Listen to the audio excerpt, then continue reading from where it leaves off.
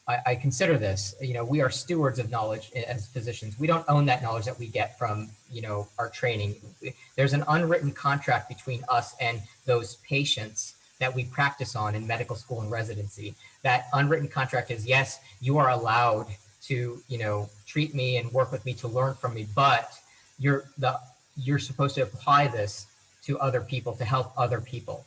And I take that very seriously. It's not that you're doing this so you can go own a Mercedes or something like that. It's so you can go help others. So in this sense, it was like, well, I have some of this knowledge. I've studied comparative religion for a while. I went to Lutheran school for 10 years, Catholic school for 8 years. I'm a practicing Muslim.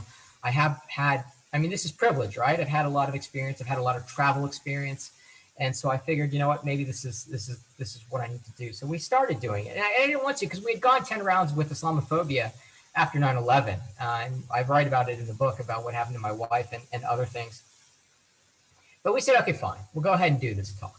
And so we advertised it, and it was funny because the hate started right away during the advertisements. So Pastor Manning, Grace Lutheran Church, that was the partner. They were the ones who sponsored this event. Again, remember, it was not me going out and saying, hey, I want to teach everybody about Islam. I was being invited and pushed and told, listen, please do this. And I said, fine. So then during the advertisements, they said, Muslim speaker, Dr. Virji, and people in the towns complained. They said, you can't do that. A Muslim should not be allowed to speak publicly. This happened. So they had to take all the advertisements down and they had to rebrand it. This is a Grace Lutheran Church event, Pastor Mandy France, featuring Dr. Ayaz Virji. Okay. So I relied on my doctor part, right? That got me through the door almost to talk. It's crazy, but that's what happened. And not only that, but there were so many complaints to the school. Now, remember, this is Dawson, and we were expecting about 300-400 people to attend, and we had a full house. And the only place in Dawson that can accommodate 400 people is the school auditorium. There is no other place in Dawson, unless you want to go do it by the lake. And so we rented it, we paid for it, and after that, there was like about 10 calls to the school board complaining that they're not allowed to do this, meaning we are not allowed to have a religious event, quote unquote, religious event on school grounds. And this is after hours. This is like at 7 o'clock, and we're paying for it. And that school is across the street from Grace Lutheran Church, and Grace Lutheran Church has events at the school all the time for free during school days because it's primarily a Christian school. And then the school board came to Grace Lutheran Church and said, we have had so many complaints about you guys, about this, that we want you to pay us for all the time of additional work that we have to deliberate talking about your case. This happened. This is America, 2016. And at the last moment, this was the day before, or the day of, we were told, look, we're shutting down your AV. We don't want this recorded. It's like, what more do you guys want to do? Like, why are you so scared of me? You know me. I'm your town. I'm the guy that takes care of you. And it's just funny, and again, I told you, these people are good. They just don't know. They're just scared. And it's like, how I felt was like, you guys want me here because I'm a doctor. So if you could take the doctor part of me and just separate it and keep it here, and then take the brown Muslim part, put it on a boat, ship it out, you would do that. And it's like, you know what? Is that really the case? Because if that were the case, why didn't you tell me that when I moved here? You should have told me that when I moved here. I never would have come here. But anyway, so we were finally allowed to give the lecture, and we arranged our own AV at the last minute, by the way, so that we could get it recorded. And I think it's on YouTube or something like that. But I'm going to give you part of the lecture right now because I want you to hear directly from me, the horse's mouth, what was being said and why it was being said. So I was told also before going to the lecture that people think I'm going out to convert them. They're so scared. If you're actually, secure in your own faith, why would you be worried about that? But anyway, so I started the lecture off, the purpose of today's discussion is to know one another and to dispel myths. We're not here to convert. We're just here to know one another, have a conversation. In the Quran, chapter 2, verse 256, it says, there shall be no compulsion in the acceptance of religion. One Muslim scholar relates, there are as many paths to God as there are Muslim breaths. That's number one. Secondly, don't use the 0.1% as my spokesperson. They're not. There are 1.6 billion Muslims in the world. And according to the State Department's Country Report on Terrorism in 2015, which is required yearly by the U.S. statute Title 22, Section 2656F, the State Department must give this to Congress every year. This is a heavily researched report. According to this report, there are at most, including all labeled terrorist organizations, 58 of them max. And of that, there's a maximum of 200,000 terrorists. Now, if you do the math, 200,000 divided by 1.6 billion, you see it comes out to 0.0125%. So it's not even the 99. I'm not representing the 99.9th percentile. I'm representing the 99.99. I just say 0.9 because I'm lazy. But so don't do that to me, because I don't do that to you. So I don't go to David Koresh and the KKK and say, well, this is your spokesperson, and go to other places who aren't familiar with Christianity. How would that make you feel if I did that? Because this is how I feel. How about Jim Jones in North Guyana? I mean, one of the biggest mass suicide events, that was a Christian minister, or Marshall Applegate from Heaven's Gate, or the Lord's Resistance Army. And it was shocking to me how nobody in the room knew about the Lord's Resistance Army. And it makes me think, is it because it's Black people that are dying and that you don't need to know? But I'm going to quote now to you, and it's a group, it's a terrorist group. It's a Christian terrorist group, just like these are Muslim terrorist groups. This is a Christian terrorist group in South Sudan. And I'm just going to give you a quote from the humanrightswatch.org. The LRA, Lord's Resistance Army, abducted and killed thousands of civilians in northern Uganda and mutilated many others by cutting off their lips, ears, noses, hands, and feet. The brutality against children was particularly severe. They have killed over tens of thousands of civilians, abducted over 20,000 children, and displaced 1.9 million people over the last 20 years. Kony, that's the leader, Joseph Kony, stated goal is to overthrow the president of Uganda and create a state based on Kony's interpretation of the biblical 10 Commandments. So why did people kill people? Because they're insane. They're crazy. And you'll see Muslims do it. You'll see Christians. You'll see Proud Boys do it. I mean, this is the thing. You cannot just stereotype and then decide in your mind that this whole group represents 0.01% of people is all of a sudden identified and now go out and, deface mosques or things of that sort.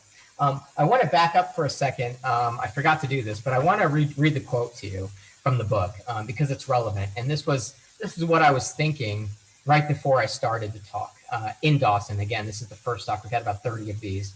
So I'm just going to read it to you. I think we submitted it to you in advance. I decide that I will start the insanity with the insanity spread by certain media and now our government that all Muslims are terrorists. I will counter that claim by pointing out Christian terrorists such as the Lord's Resistance Army in Africa, which has killed 100,000 people in the name of Christ. I will reference Jim Jones, the KKK, Dylan Roof. Those are all terrorists, but nobody brands them by that term. Yet all Muslims are called that just because they're Muslim. It's not logical, it's not right. Logic and sincerity, I say, pacing, nodding, and then I stop to scribble some notes on a legal yellow pad.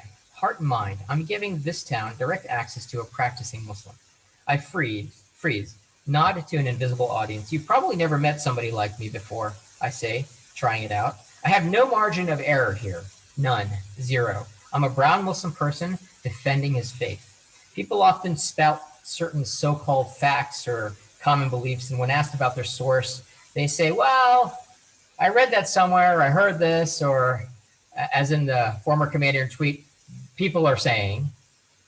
I can't do that. I have to give the exact source, the time period, the context, everything. You can do nothing wrong, Ayaz, because if you do, you'll be crucified. I shake my head. I have to know their religion better than they do. I have to know my religion better than most Muslims do.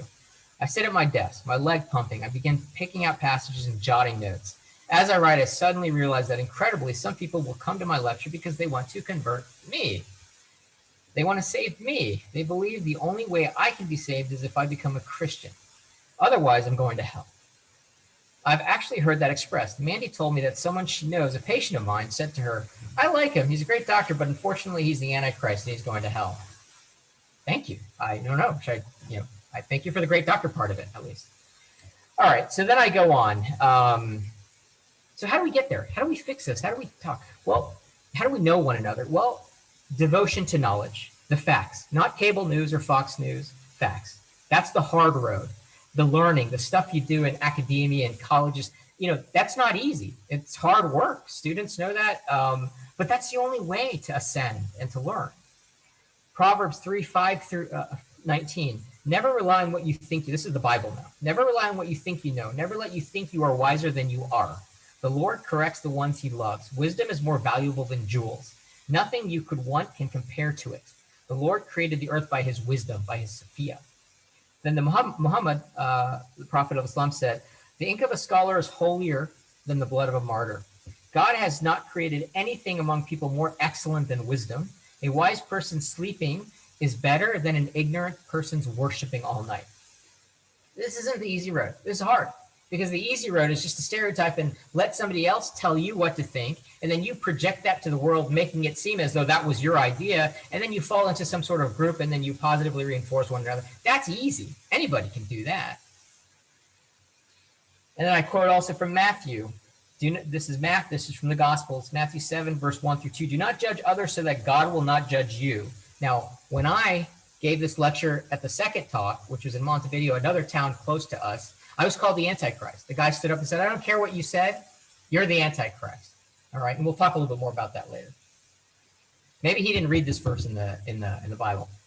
For God will judge you the same way you judge others, and he will apply the same rules to you as you apply to others.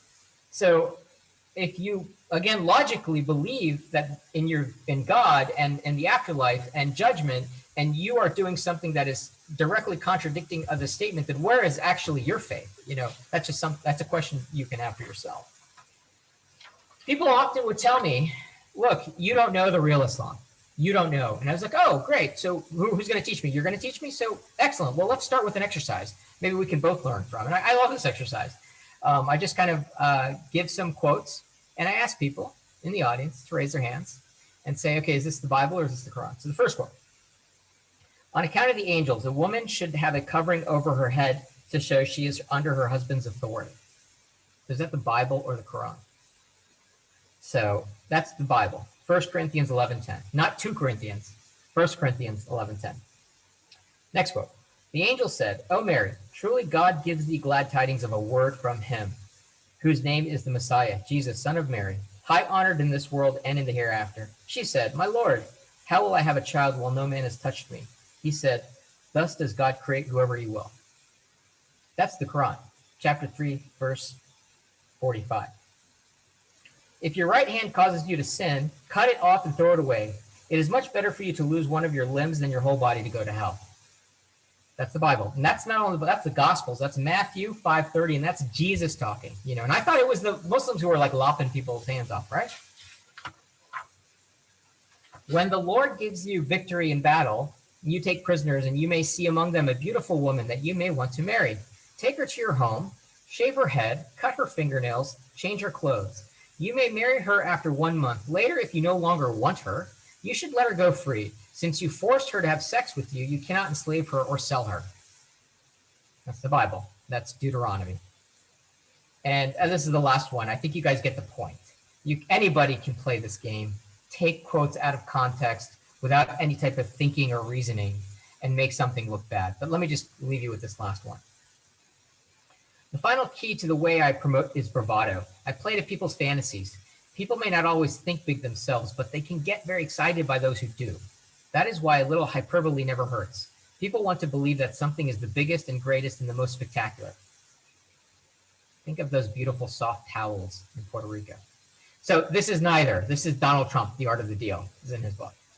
All right, and this is a quote from Ingrid Mattson, who is the chair of Islamic Studies here on college at the University of Western Ontario. And she says, readers of the Quran must shed the notion that a literalist reading of the Quran is somehow more authentic or pious than an informed interpretation. Ironically, the minority of Muslims who apply a narrow fundamentalist reading of the Quran find as their allies a small group, now maybe a larger group, of anti-Muslim bigots who similarly take verses out of context to provide their hateful assertions. Again, easy road stuff. So according to the U.S. Department of Justice, 94% of terrorist attacks performed in the U.S. from 1980 to 2005 have been from non-Muslim. So these are, again, those inconvenient facts that we don't like. And why don't people know this? Is there some sort of a reason why Fox News won't publicize this? I didn't see any Muslims at the Capitol riot, or at least not Muslim flags. I did see a big Jesus flag. and I saw a prayer happen in Congress. October 2nd, 2017, Stephen Paddock committed the worst mass shooting in U.S. history in Las Vegas. He killed 58 people, injured 500 from the Mandalay Bay Hotel. This was not called terrorism by the media. This was a lone wolf or a lone gunman or what have you. According, again, to the State Department's country report on terrorism in 2015, ISIL killed in 2015 14 people in San Bernardino, 130 in several Paris attacks. In 2015, they killed 7,500 Iraqis, and in 2014, they killed 12,000 Iraqis. So that's 144 divided by 19,500. So that means the non-Muslim victims of terrorism are 0.007% of victims. So 99.993% of the victims are Muslims. And this doesn't account for abductions and rape. Also, according to that same report, ISIL in 2015 abducted, systematically raped, and abused thousands of women and children as young as 8 years old. Women and children are sold and enslaved, distributed as spoils of war, forced into marriage and servitude. The majority of these are Muslims. And we wonder where refugees come from, right? And we wonder, why we wanted to kick out refugees. We didn't like them, This is where they're coming from. 160 mass shootings in the U.S. and all of this information seems dated, doesn't it? With everything that's been going on in the last year, mass shootings, Dante Wright, George Floyd, it seems like every day something is happening. And it's like this to me almost feels like 20 years ago with the pandemic and stuff. And that's a shame because it can lead to a certain numbness, but I don't know. 160 mass shootings in the U.S. since Columbine in 1999. Sandy Hook, Orlando, Aurora, Las Vegas. With 500 deaths, only 4% were Muslim shooters. So Dylan Roof, Eric Harris, Aaron Alexis, Adam Lanza. So these aren't Muslim names, last I checked.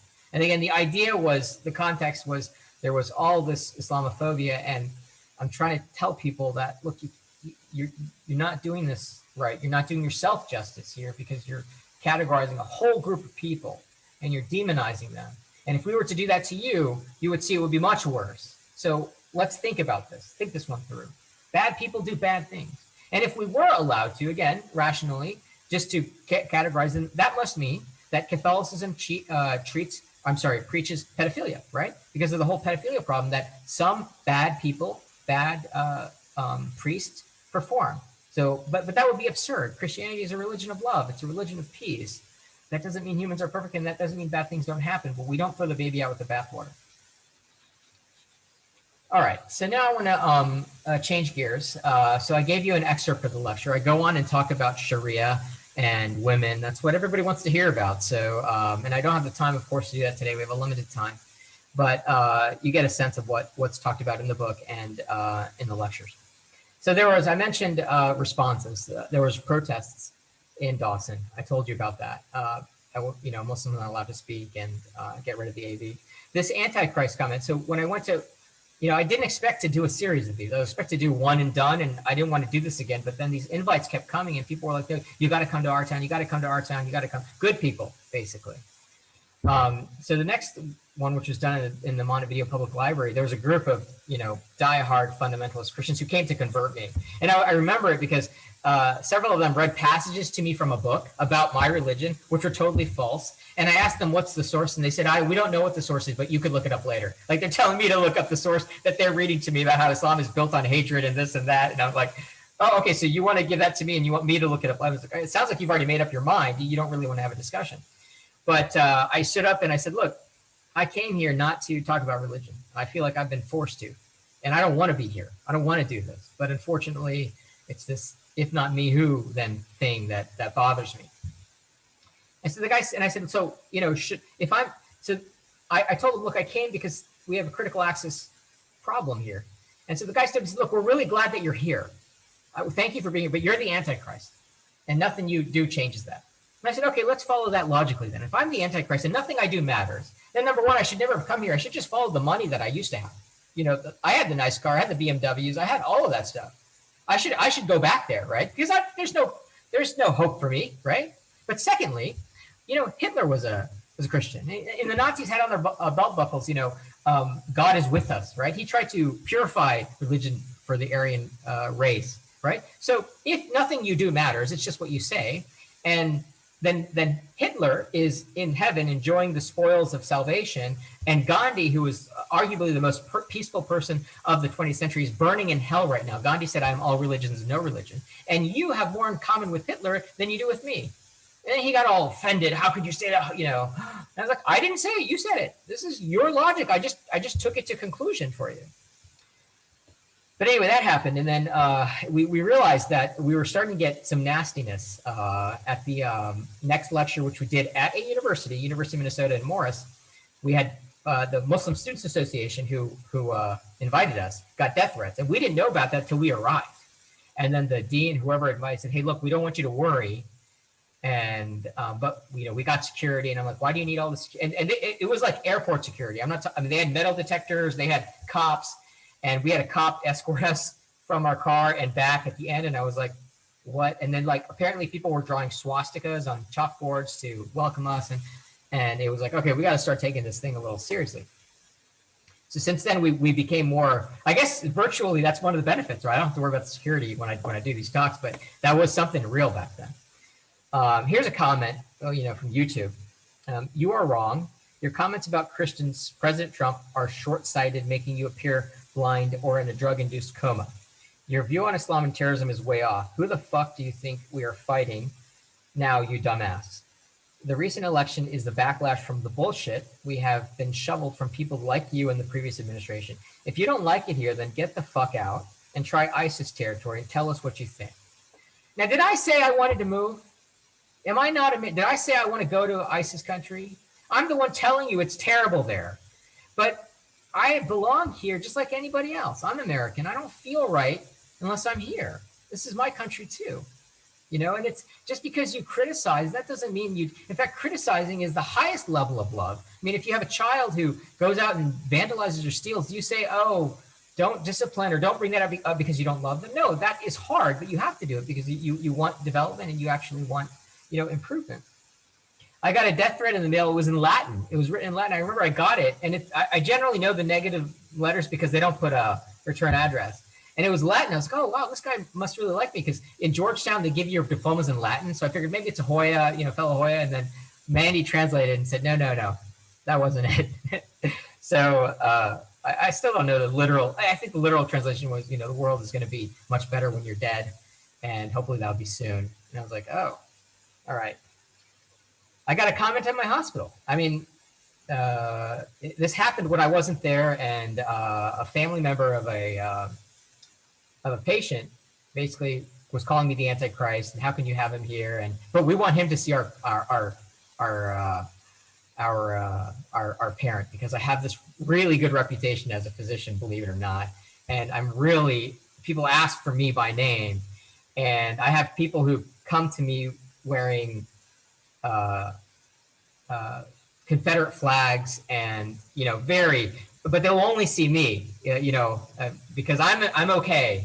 It's the other Muslims that are bad. I'm the good one, but anyway, those are some of the things that happen.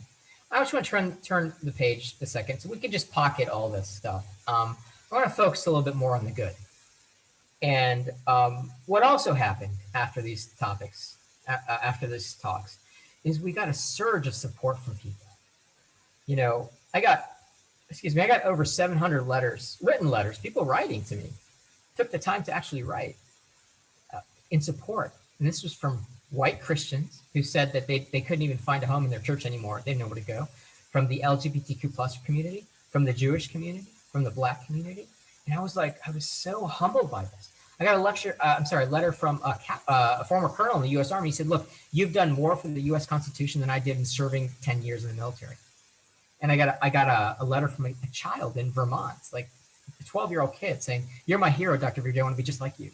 And I was like, wow, what is this? And I was like, I realized, because I'm learning too, right? Because initially for me, it was like, look, I'm annoyed and I'm going to do something and I'm going to walk away from this. But then it was like, this is bigger. This is not about Islamophobia. This is a movement of inclusion. And you know what? There are more of us than you. There are more of us. It's going to happen. It's just a matter of time. We're going to fix all of this stuff. We'll have setbacks, but we'll get there. And I realized that. And, I'm not a diversity inclusion specialist. I'm not. I'm just a country doctor, quite frankly. But I have to learn these things. And I'm so grateful when I meet people like Christelle and Rami and people from other institutions who are taking this fight at the front line, because it's that important. And I remember, a big Marvels fan. My kids watch Marvels. I remember Spider-Man. With great privilege comes responsibility. And I think of my life. And I think of, I have privilege too. I'm a doctor. I've had a good education. I've had the opportunity to travel. I have good health, I think of my Dawson neighbors, and I think, if I were born in Dawson and I never traveled, for them, a trip, like a major trip, is like an hour out of town to the lake. Some of them have never even left the state, let alone the country. They haven't had that education that I would probably be the same way. So then it becomes my duty, because of that privilege, to take efforts in these directions, even though I don't want to, even though it's uncomfortable. And I think about the violence against East Asians right now with the coronavirus, and I think it's just sick. And again, we all have to do something.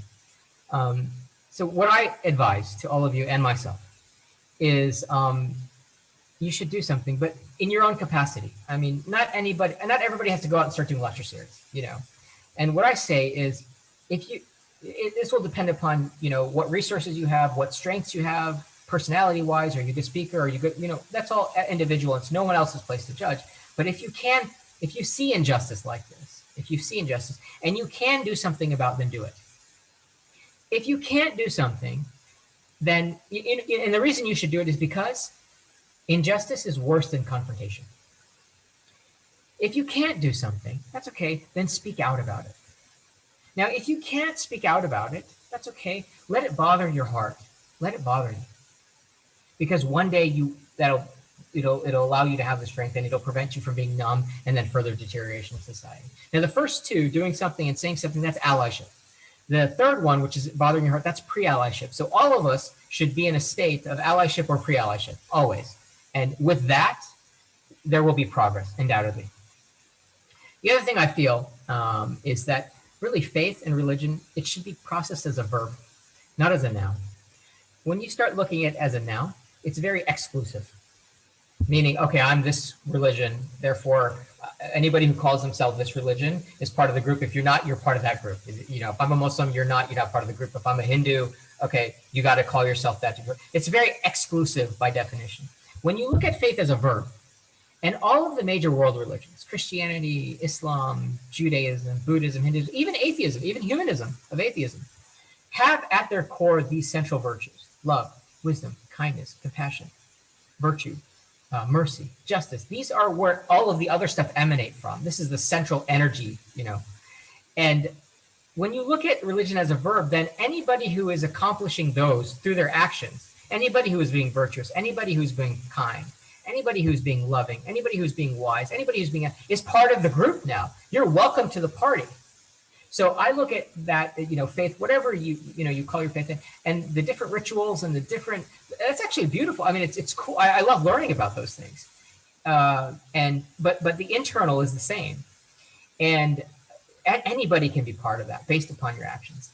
And I know we want a Q&A, so I'm going to again advise everybody here, including myself, to look at that and don't be like me. Be like somebody like Pastor Mandy. Pastor Mandy had no stake in the game. She could have easily ignored all this stuff. And she's a white Christian pastor.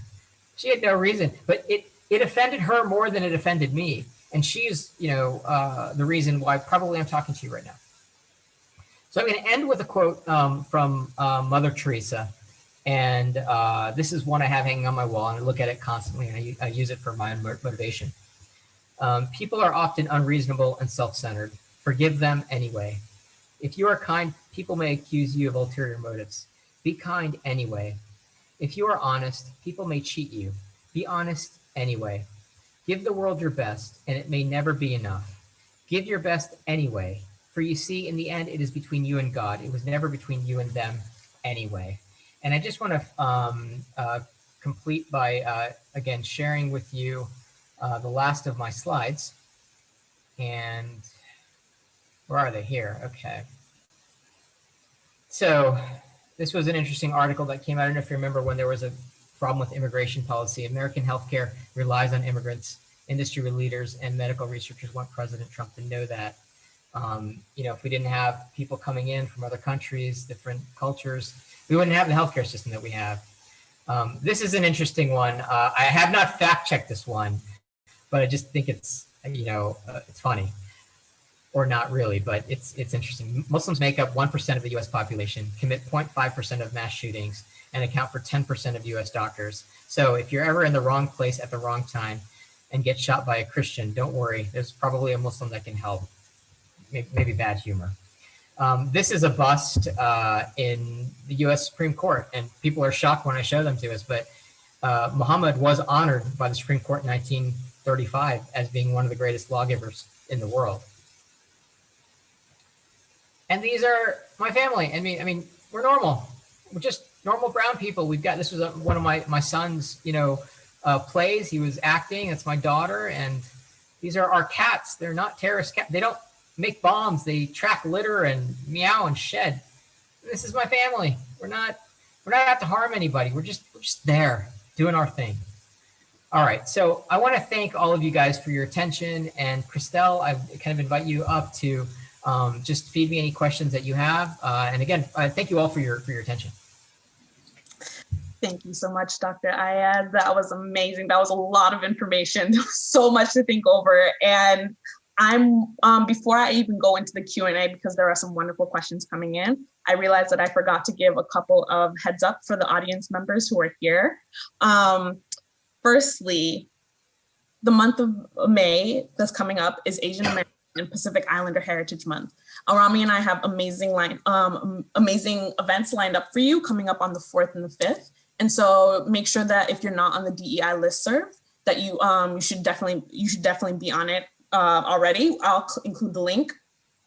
One event though that is coming up that I want you to think about is in collaboration with the Office of International Student Life. We are going to be talking about the experiences of Asian American women and genderqueer, non-binary folks as well. And we're asking if you know and if you identify with any of those demographics, that you would definitely submit that and be included on a panel that's coming up in May. So I'll give you that link as well. And lastly, if you have any questions or concerns or comments about sustainable inclusive excellence, contact your department head or your direct supervisor, and they should know about that. So I am including all those links there. Make sure you click and you go, and make sure you also engage with the DEI survey so that we can continue to bring wonderful speakers like Dr. Ayaz. So we have one question already. There is one. It sounds like there is projection on frustrations about personal experiences onto all Americans and more specifically Christians. Why do you think Dawson is a microcosm for all America? How does this rhetoric quell the spread of hate? And rhetoric like this seems to only perpetuate hate. Great question. Great question. So number one, I am frustrated. I have that right. I'm sorry. I mean, I do. If people say this to my child, that your mom is a suicide bomber and Dr. Ayaz, burned down. I can't hear you. Oh, I'm sorry. Okay, perfect. You're good. Got you. You can hear me? You can hear me? Hear you, Okay. All right. I would say, thank you for the question. And yes, I am frustrated. I have that right. Somebody said this to my child, mosques get burned down. People say, fuck Islam on mosque. Yeah. And if they did that to you, you would have the right to be angry. Now, when I say I'm not projecting on all Americans, this is an issue in America. I mean, we have this against minority groups. And should we just all sit back and pretend it's not happening? Or should we do something? Now, when you say I'm projecting against Christianity, I categorically disagree with you, because I believe Christianity is a religion of love and peace. I say that in my lectures, and I'm doing this with Pastor Mandy. Pastor Mandy is the one, she and I are up there together. So please don't mistake that. And the quotes that I gave you, those are real. I mean, I can't change the facts. They might make you uncomfortable, but I'm sorry, we have to address it. And you can find same quotes in Islam. You can find the same type of quotes in Quran that get misinterpreted, and that's easy. So the hard road is to take this step. And I believe I guess I believe in the tough love approach. Like, I'm not interested so much in the chat, and let's cut to the chase. And my lectures are about that. Now, if there weren't a problem, I'm ready to walk away. I'm ready to leave this thing, because I can just go and see patients. So I appreciate your thoughts, and I like your critique. But when somebody is giving a talk and people are getting it, when I'm giving a talk about love thy neighbor and I'm getting hate mail, death threats, there's something wrong there, Okay, thanks. Absolutely. I have a specific question about being the different minority, like being the one that was different. Like, I know that Dr. Ayaz Virji is Muslim, but he's not like the other Muslims. That's the other Muslims should be put on a registry. The other Muslims should be, like those are other people that, that I'm not necessarily engaged with, right? I wanted to, how did you mentally just juggle that while also doing your job and giving these speeches? Right? Like, having someone come in with that, it just blows my mind. Someone coming with a Confederate flag, and you treat them, and then knowing that all that they stand for, and they compartmentalize you like that. Like, no, you're just my doctor, and the Muslims that I'm talking about are other people. Having people compartmentalize your identity in that way. How did you deal with that? How did you also how did you incorporate that, if you did at all, into any of your talks? Yeah, it's a great question. So first and foremost, when I'm treating patients, like, my fiduciary responsibilities to them. And even if they're coming in full KK robes, then I have to treat them the same as I would a family member. And I take that very seriously. So I am able to compartmentalize that. It's something that you do. I think as a doctor, you just do it. And you don't have to like it. You just kind of suck it up and you do it, but you have to do that. And, in one of the cases I brought up in the book, I think I put it in the book, where I had a patient where I was going to round on her postoperatively, and then she made a political comment just out of nowhere about, she was like, oh, and I don't know where this came from, but maybe because she saw me, I was brown, and she knows me, and she said, you know why we got to keep those Africans out of this country? You know what religion they are? And then I said, no, what religion are they? They said, well, they're Muslims. We got to keep them out. And I said, do you know that you're talking to a Muslim? And she just, her jaw just dropped. And she said, well, but that's okay because you were born here. And I said, no, I was born in Africa. I was born in Mombasa, Kenya. And then her jaw just dropped. And then the nurse quickly, and I realized we have to change the direction of this conversation. This is not good for a postoperative appendectomy patient to be, so I just kind of laughed it off, and we say, hey, and to this day, I have a good relationship with that patient. I mean, she tells people I saved her life because of, diagnosing her coming in and what have you. But you just kind of, I don't know, you just do that. I definitely hear you. And like, there's a wonderful question that just came in that kind of ties into that. I wonder if you ever get tired of being forced to explain your faith, being the spokesperson, to have to explain the differences, like you being the person that has to take the time to do the research because you came prepared. I know that, and often when it comes to communities of color and presenting on topics such as this, such as racism, Islamophobia, xenophobia, like we come prepared. It's not something that you can just... It's prepared because you know that there's going to be pushback, especially when it comes, to talking about our faith, our communities, things of that nature. Do you ever get tired? What do you do when you get tired? And go ahead. I'm gonna. Yeah, no, it's a great question. Listen, I'm a human being too. I have my good days, I have my bad days, and this sucks. I don't like it, but I have to do it. And after the election, I had a patient call the office and say, "Is he a U.S. citizen? Does he have a passport? What do you think? What do you think? I'm here illegally as a doctor? What do you think? That's what I think. And I kind of I make a sarcastic comment in my mind, and I just move forward. And then I have patients who will say, "Does he speak English?" And it's like, what do you know that I speak English, and you know that you're saying that just so you can make a point that I'm different. And then we just kind of, like my nurses, we laugh it off. Actually, it's like because they won't say that to me. They say that, and then my nurse will say, this kind of happened, and just, and I'm like, yeah, okay. So I don't like it, but I guess you just do what you got to do. it kind of sounds like it, depending on the situation, that you kind of, a lot of communities of color, especially Muslim communities, are forced to kind of work with what they have, right? Like yes, yes, we can be tired. Yes, the negativity overfloweth in the cup, but that's why there's community. That's why there's meditation. Why there's breathing techniques, and there's also support within. What I'm hearing is like there's support. There's kind of I guess there's almost a preparedness, like a preparedness that we have. Even from a young age, to be able to have to advocate for ourselves in our communities, and I think just this notion of just having to do it sounds like so intrinsic. Like you've just always been doing it, so like just do it. I like just do it. Just like Nike. Just do it. Yeah, I don't know. I hear you. I do have now the questions are really pouring in, so now I'm just trying to do it. There is one I would like to.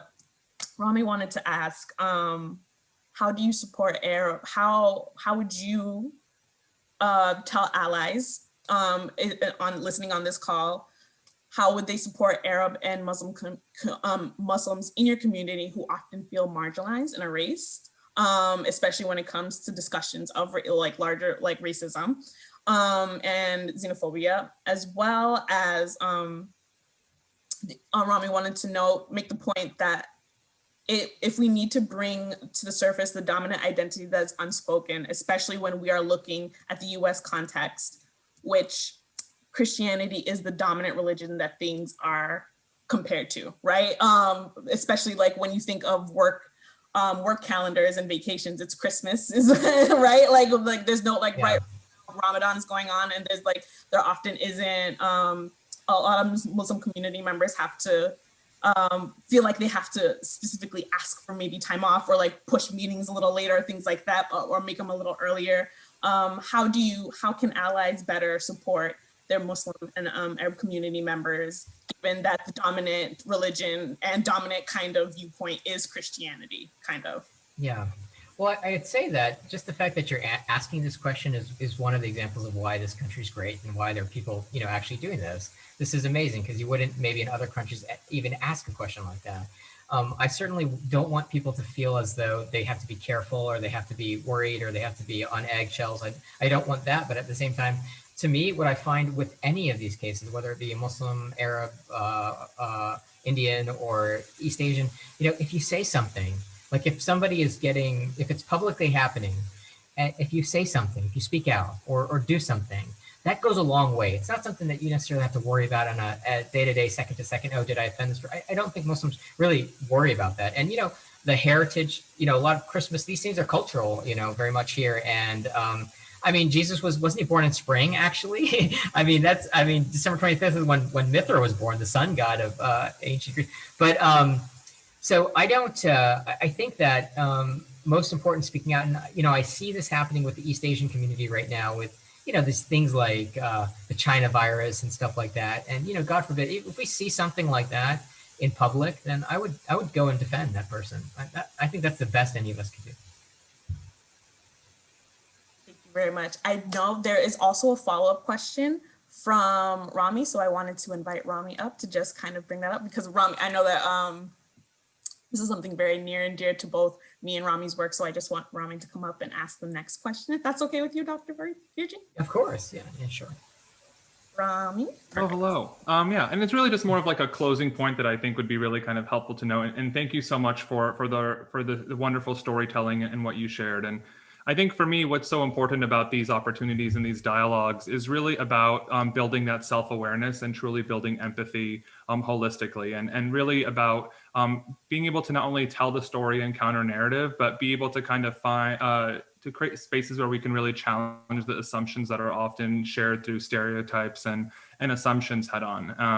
And I think it's also really about expressing the impact and kind of the pain of the daily hateful rhetoric that is often kind of happening, especially in communities of color, who are often kind of silenced and erased. So really my final close or question to you is there any other kind of final advice or tips that you can give, especially in communities of higher education, where we can really work further in supporting that allyship and really building our own self-awareness and education so that we don't use stereotypes and perpetuating microaggressions to Muslim and Arab communities? Yeah, thank you, Robert, for that question. So I actually see institutions of higher education as the solution. I see them as the, this is the place where these conversations are happening at a serious level, not at a token level, because there's a token level which maybe businesses will do just to make it sound good or whatever, but this is very serious. So I think that, and again, I'm not an inclusion diversity expert. I'm just a person, and I think you guys have a lot more knowledge about these things than I do. But I mean, the idea of having community is huge. I think that having places, I think conversation is huge too. And I think that's part of the academic environment is it's chaotic, right? Because you're trying to learn, and that's okay. But to embrace that and to go into it head first, it's hard. This is not easy stuff. This is really hard. And to do it knowing that it's hard. So I think having discussions, having some community events, look at a talk like this one. I mean, this is great. So I believe that this is where the solutions actually lie for a much greater audience besides just the academic community, because these are students, people who will then see the rest of, the country. I appreciate that so much because, and this is on the ending note, now that we're hitting one exactly, I like to say that allyship is difficult work. It's not something that you, as you said, it's not something that you can just kind of opt in and opt out. It really is a lifelong journey, because this is the things that we learn here in conversations such as this, and we're in the dawn of information, and all the information that you get, it's consistently changing because humans are consistently changing and the narratives around this are always changing. So being an ally is being committed to that work of understanding that it's always going to change, to be on it, to be ready to kind of risk kind of different privileges as well, because this work doesn't come easily in most conversations, and it's not welcome. And so sometimes people will shut you out, will ask you to leave, like these, just as Dr. Virji had a whole bunch of setbacks, a whole bunch of people, a whole bunch of pushback. Being ready to come up against that is what I think allyship really means, and understanding that. And even if it, like you said, Dr. Virji, so wonderful, even sitting in the discomfort, like sitting here, I have to admit, this conversation was not easy to hear. It hurts when I see things like, when I see the hate that often gets perpetuated. Still to this day, like this is like, even though you were showing a lot of things from 2016 and even just a day ago, like these things, it feels like we don't get rest, like we don't get to grieve. Like these, it feels like it's constantly bombarding us. And so allyship is important now more than ever. And it's harder now more than ever. So I would say that, to wrap up, Dr. Virji, thank you so much for walking us through your experiences and what it means to be an ally and to love thy neighbor. We are definitely so honored that you are here to share your experiences with us. And there was a question though about accessing this recording.